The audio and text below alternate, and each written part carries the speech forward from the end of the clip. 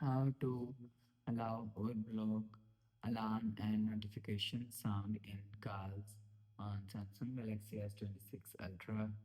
Let's start the video. First of all, go to App Library. Here, click on Phone app.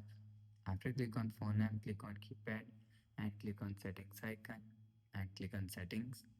Now in Call Settings, scroll down and click on Call Alert and Ringtone.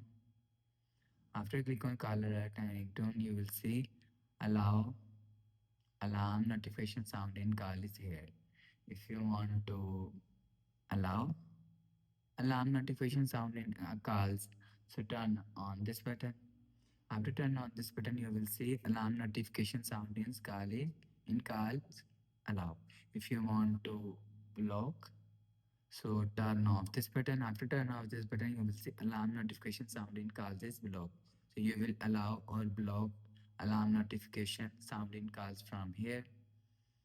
After the process, go back to home screen. So that's how you can allow or block alarm and notification sounding calls on Samsung Galaxy S26 Ultra.